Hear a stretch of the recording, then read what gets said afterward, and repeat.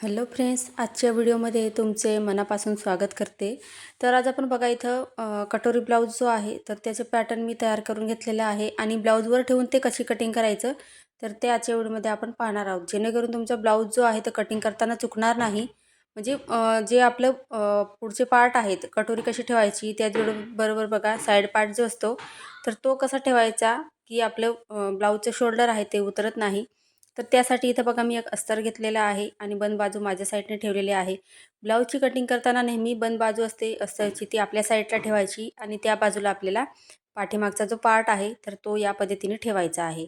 जसं मी इथं तुम्हाला दाखवते आहे सेम त्याच पद्धतीने। आता इथं बघा काठोकाठ आपल्याला जे आपण इथं पॅटर्न ठेवलेला आहे त्याला लागूनच आपल्याला इथं काय करायचं आहे, खडूने मार्किंग करायची आहे। तर बघू शकता इथं या पद्धतीने मी खडूने व्यवस्थित मार्किंग करून घेते। तर कुठलीही आपल्याला मार्जिंग वगैरे एड नाही करायची आहे। तर हा जो ब्लाऊज आहे तर त्याचा संपूर्ण कटिंगचा व्हिडिओ मी चॅनलवर दिलेला आहे, त्याची लिंक आहे मी तुम्हाला डिस्क्रिप्शनमध्ये देऊन देईल, तिथे जाऊन तुम्ही पाहू शकता।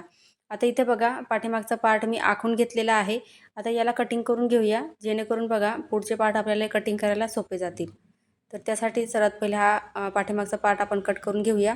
तर बघा एकाच कस्टमरचे जर जास्तीचे ब्लाऊज असतील तर तुम्ही बघा सर्व पार्ट जे आहे ते अस्तरवरती पहिले आखून घ्यायचे आहे आणि जेवढे अस्तर तुम्हाला कटिंग करायचे आहे ते खालच्या साईडला ठेवायचे। असं करून तुम्ही बघा 4 ते 5 ब्लाऊज सहज इथं कटिंग करू शकता। तर आता बघा आपल्याला इथं पाठीमागचा पार्ट आपण कटिंग करून घेतलेला आहे। आता इथे बघा साईड पार्ट आहे तो ठेवणार आहोत आपण। तर साईड पार्ट बघा नेहमी आपल्याला सरळ बाजूने ठेवायचा असतो। आता बघा जसं मी दाखवले आहे तसंच सेम पद्धतीने आणि हे शोल्डरचं आहे ते आपल्याला सरळ ठेवायचं आहे। जर तुम्ही या पद्धतीने तिरकस केलं तर बघा हा कापड आहे तो ओढला जातो, म्हणजे तिरकस धाग्यात असतो तर शोल्डर आहे ते उतरण्याचे चान्सेस असतात। तर तसं न करता बघा आपल्याला या पद्धतीने जसं आपण पाठीमागचा पार्ट ठेवला होता सेम त्याच पद्धतीने आपल्याला हा साईड पार्टसुद्धा ठेवायचा आहे। आता बघा खडूने व्यवस्थित मार्किंग करून घ्यायची। आता या साईडला आपल्याला कटोरी राहते तर ती ठेवायची आहे। तर इथं बघा आता जो साईड पार्ट आहे त्याला आपण खडूने मार्किंग करून घेऊया। तर बघू शकता इथे या पद्धतीने। तर खूप सोप्या पद्धतीमध्ये मी कटिंगचा व्हिडिओ दाखवलेला आहे, म्हणजे सर्व ज्या टिप्स असतात ब्लाऊज कटिंग करताना कोणती काळजी घ्यायची तर ते मी त्या व्हिडिओमध्ये सांगितलेलं आहे। त्याची लिंक तुम्हाला डिस्क्रिप्शन बॉक्समध्ये मिळून जाईल, तिथे जाऊन तुम्ही तो व्हिडिओ नक्की पहा। आता इथे बघा आखून घेतलेला आहे हा पार्ट आहे तो। आता आपण कटिंग करून घेऊया। तर इथे बघा या साईडला मी जी पट्टी सोडलेली आहे ती हुक पट्टीसाठी मी सोडलेली आहे, कारण तो पार्ट आपला बंद बाजू आहे, बंद बाजूकडून आपण तो ठेवलेला होता। तर इथे बघा हुक पट्टी जी आहे ती आपल्याला एक्स्ट्राची कटिंग करावी लागणार नाही, इथं पहिलेच आपण कटिंग करून घेतलेली आहे।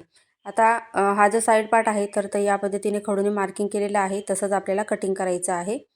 तर इथं बघा मी शोल्डर कट केलं, त्याच्यानंतर आपल्याला मुंड्याचे आकार व्यवस्थित इथं कटिंग करून घ्यायचं आहे। तर बघू शकता इथं या पद्धतीने कटिंग करून घ्यायचं आहे। आता बघा आपल्याला इथं बाही ठेवायची आहे, तर त्यासाठी अस्तर आहे ते खालीवर आहे, दिसत असेल तुम्हाला बघा। तर खालीवर अस्तर आहे त्यासाठी एकमेकावरती व्यवस्थित ठेवून घ्यायचं आहे आपल्याला, जेणेकरून आपली बाही आहे ती दोघं साईडची व्यवस्थित येईल। तर त्यासाठी सर्वात पहिले अस्तर व्यवस्थित करायचं आणि बघा या पद्धतीने तुम्ही अस्तरला प्रेससुद्धा करू शकता आणि त्याच्यानंतर हे पॅटर्न आहे ते ठेवून कटिंग करू शकता। आता बाहीसुद्धा आपल्याला सेम जशी आहे तशी ठेवायची आहे। बघू शकता इथं मी दाखवते आहे तुम्हाला सेम त्याच पद्धतीने। तुमची जर बाही जोडताना कमी पडत असेल तर तो व्हिडिओ नक्की पहा, तुम्हाला खूप महत्त्वाचा आहे या ब्लाऊजच्या कटिंगचा व्हिडिओ, म्हणजे तुम्हाला बाही जोडताना कमी पडणार नाही आणि व्यवस्थितसुद्धा येते, चुन्या वगैरे कुठे येत नाही त्यासाठी। आता इथं बघा बाही व्यवस्थित ठेवून घ्यायची, त्याच्यानंतर आपल्याला इथं बघा आखून घ्यायचं आहे, जसं आहे तसंच कुठेही वाढवायचं नाही। फक्त जेव्हा आपण साधा जो ब्लाऊज असतो आपला कटोरी ब्लाऊज असेल किंवा कोणताही असेल तर तेव्हा आपण 1.5 इंच मार्जिंग एड करत असतो। तर हा अस्तरचा ब्लाऊज आहे तर त्यासाठी जसं आहे तसं सेम आपल्याला इथं कटिंग करून घ्यायचं आहे। तर पहा इथं बाहीसुद्धा आपली कटिंग झालेली आहे, बघू शकता तुम्ही। तर बाही कटिंग करून घेतली बघा, आकारसुद्धा व्यवस्थित आहे, कुठेही चुकलेला नाही, बघू शकता तुम्ही। आता बघा आपल्याला इथं कटोरी कटिंग करायची आहे, तर त्यासाठी अस्तर जेवढं आहे तेवढं इथं मी घेतलेलं आहे। तर इथे बघा आपल्याला कटोरी कटिंग करायची आहे। तर कटोरीला बघा कसं ठेवायचं कापडावरती, तर बघू शकता इथं मी इथे ॲडजस्ट होते तसं घेते। तर त्यासाठी बघा इथं हा आपला सरळ कापड असतो, म्हणजे सरळ धाग्यात असतो आणि असं जर ठेवलं तर तिरकस धाग्यात असते ते कापड। तर कटोरी नेहमी आपल्याला तिरकस धाग्यात कटिंग करायची आहे, म्हणजे काय होतं की जेव्हा ब्लाऊज घालतो शिवून तेव्हा ती परफेक्ट अशी बसते अंगामध्ये. तर हे बघा जे आपण 5 इंच तुम्हाला लिहिलेलं दिसत असेल तर त्या साईडला आपला हुकपट्टी असते. तर तो पार्ट या पद्धतीने ठेवायचा आहे आणि टक्स घेतो तो मी जसं इथं कटोरी ठेवलेली आहे सेम त्याच पद्धतीने ठेवायची आहे, म्हणजे ती तिरकस धाग्यात व्यवस्थित कटिंग होते. आता इथे बघा मी जसं आखलेलं आहे तसं सेम इथं कटिंग करून घेते. बघू शकता तुम्ही. तर या पद्धतीने आपल्याला कटिंग करून घ्यायचं आहे कटोरीला सुद्धा. आता राहिला आपला इथं क्रॉसपट्टी राहिली आहे. तर क्रॉसपट्टीसाठी बघा मी इथे कापड दुसरा घेतलेला आहे. कमी पडत होता तिथं, तर त्यासाठी. आता क्रॉसपट्टीसुद्धा इथे बघा मी एक्स्ट्राची वाढवलेली आहे पेपर पॅटर्न तयार करतानाच. त्यासाठी क्रॉसपट्टीला सुद्धा जसं आहे तसं ठेवलं आणि इथं आखून घेतलं. त्याच्यानंतर आपण कटिंग करून घेऊया. तर हे जे पॅटर्न आहे तर ते ठेवून आपल्याला ब्लाऊजची सुद्धा कटिंग करायची आहे. तर पहा इथं हे अस्तर उरलेलं आहे तर ते दुसऱ्या ब्लाऊजसाठी यूज करता येईल आपल्याला.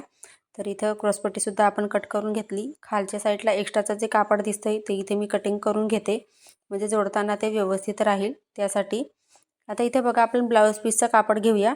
तर हा बघा किती सुंदर असा ब्लाऊज पीस आहे. तर या पद्धतीने आपल्याला ब्लाऊजची सरळ बाजू आणि उलटी बाजू चेक करून घ्यायची आहे. आणि चेक झाल्यावरती बघा आपल्याला बंद बाजू आहे ती आपल्या साईडने ठेवायची आणि त्या साईडला आपल्याला पाठीमागचा जो पार्ट आहे तर तो ठेवायचा आहे बंद बाजूकडून. तर बघू शकता तुम्ही या पद्धतीने. आता अर्धा इंचाची मार्जिन घेऊन आपल्याला पाठीमागचा पार्ट आहे तो कटिंग करून घ्यायचा आहे. तर तुम्हाला इथं बघा मी पुढचं पार्ट आहे ते कसे ठेवायचे ते सुद्धा दाखवते. जसं आपण कटिंग केलेलं आहे सेम त्याच पद्धतीने आपल्याला इथं कापडावरती ठेवायचं आहे.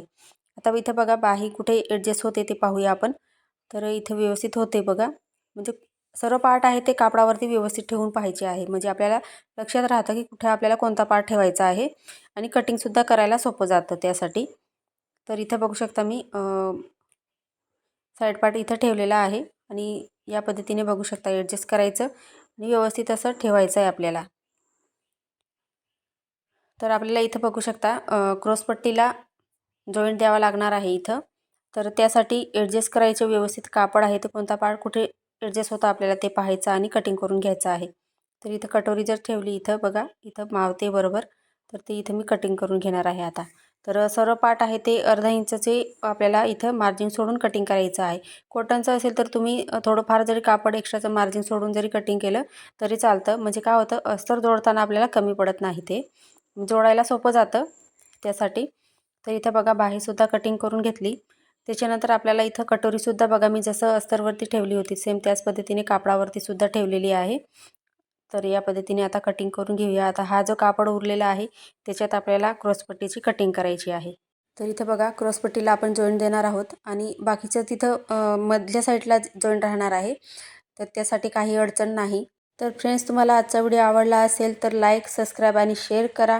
पुढचा व्हिडिओ तुम्हाला कोणत्या टॉपिकवर पाहायचा आहे ते सुद्धा मला कमेंटमध्ये नक्की सांगा. धन्यवाद.